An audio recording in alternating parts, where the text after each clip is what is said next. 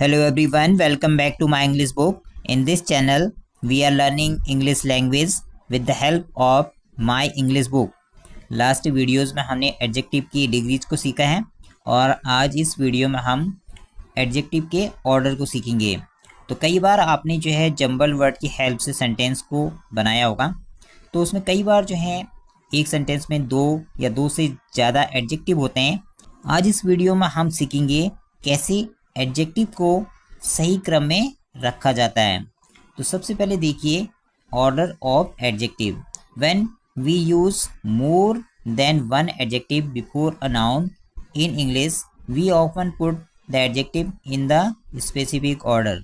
तो जब हम कभी किसी सेंटेंस में एक से ज़्यादा एडजेक्टिव होते हैं तो उनका एक ऑर्डर होता है, उनको हमें एक ऑर्डर के हिसाब से रखना होता है। तो आज हम इस वीडियो में यही सारी चीज़ें सीखेंगे। तो ये हमारी बुक माई इंग्लिश बुक का पेज नंबर 16 है।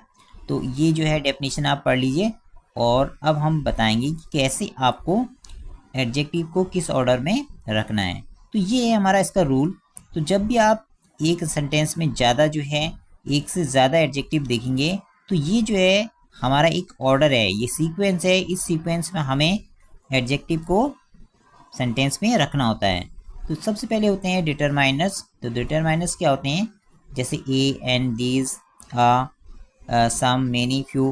तो ये डिटरमाइनर क्या होते हैं कि जो नाउन है उसकी मीनिंग को फिक्स करते हैं कि वो एक है, दो है या ज़्यादा है। तो इस चीज़ को ये बताते हैं डिटरमाइनर्स।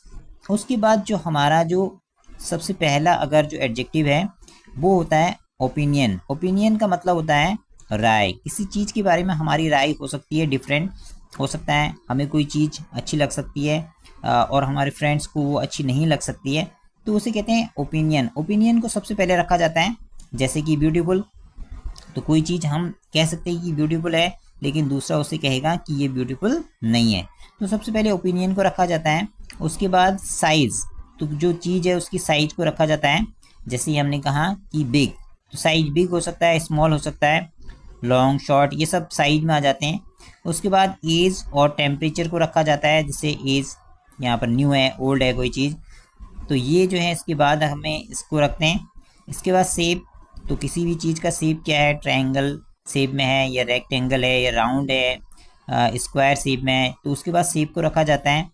और उसके बाद शेप के बाद कलर, कलर को रखा जाता है। और कलर के बाद हम रखते हैं ओरिजिन को। ओरिजिन मतलब वो किस जगह की बनी हुई है चीज़, जैसे चाइनीज है या फ्रेंच है या जर्मन है।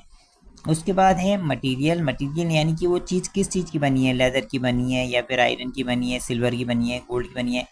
और उसके बाद जो है वो चीज़ क्या है, इसको हम लास्ट में रखते हैं। तो अब आप देखिए एक एग्जाम्पल। फर्स्ट एग्जाम्पल देखिए, यहाँ पर सबसे पहले ए हमने यहाँ पर आर्टिकल डिटरमाइनर ए को रखा। जैसे अब सेंटेंस हम बनाएंगे तो आई हैव बॉट, तो यहाँ से इससे पहले मान लो हमने यहाँ पे लिख दिया I have bought a beautiful. सबसे पहले ब्यूटीफुल को रखा क्योंकि ये ओपिनियन है। हो सकता है हमने कहा ये ब्यूटीफुल है, आप ये कहेंगे कि नहीं ये तो ब्यूटीफुल नहीं है, तो सबसे पहले ओपिनियन को रखना है।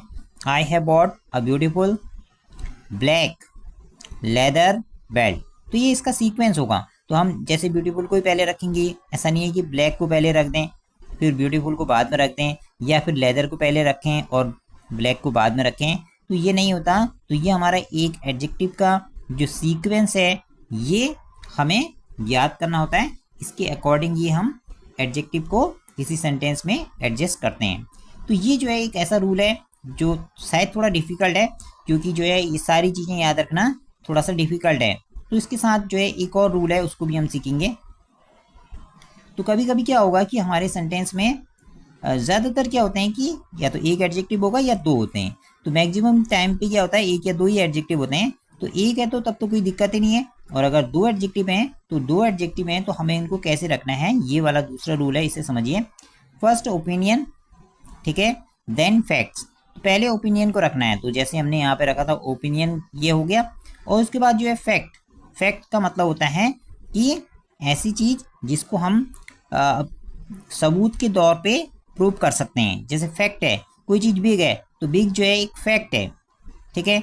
न्यू है, कोई चीज़ न्यू है तो ये एक फैक्ट है। फैक्ट है मतलब न्यू है। जैसे मान लो एक न्यू मोबाइल हमने लिया तो हम उसे प्रूव कर सकते हैं कि ये न्यू है, उसका बिल दिखा के या हम उसको बता के कि ये जो है एक नया मोबाइल है, उसको हम प्रूव कर सकते हैं। इसी को कहते हैं फैक्ट। तो पहले हमें क्या रखना होता है, ओपिनियन को रखना होता है, फिर फैक्ट को रखना होता है। जैसे एग्जांपल में देखिए, she has purchased a beautiful new mobile. तो ब्यूटीफुल को पहले रखा, क्यों? क्योंकि ये ओपिनियन है, और न्यू को बाद में रखा क्योंकि ये फैक्ट है। इसका एक और रूल है, first general idea then specific idea. तो जनरल आइडिया का मतलब है जैसे कि लॉन्ग, ओल्ड, स्मॉल, कोल्ड, ये जनरल आइडिया हैं। और स्पेसिफिक आइडिया जैसे वुडन है, आयरन है, इंडियन है, गोल्डन है, ये हमारे हो गए स्पेसिफिक आइडिया।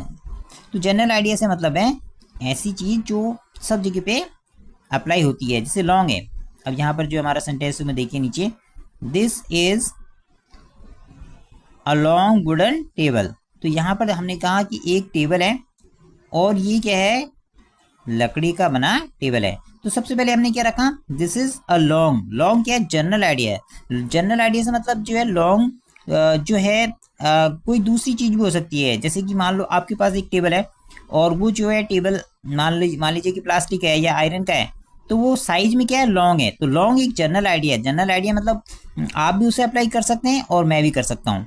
लेकिन वुडन एक स्पेसिफिक आइडिया है। वुडन जैसे मैंने यूज किया वुडन क्योंकि मेरे पास वुडन का है। आपके पास जो है मान लीजिए कि आपके पास प्लास्टिक का है, तो आप उसके लिए वुडन यूज नहीं कर सकते, तो उसके लिए आप प्लास्टिक यूज करेंगे। तो इसे कहते हैं स्पेसिफिक आइडिया। तो जनरल आइडिया को हमें पहले रखना है और स्पेसिफिक आइडिया को बाद में रखना है।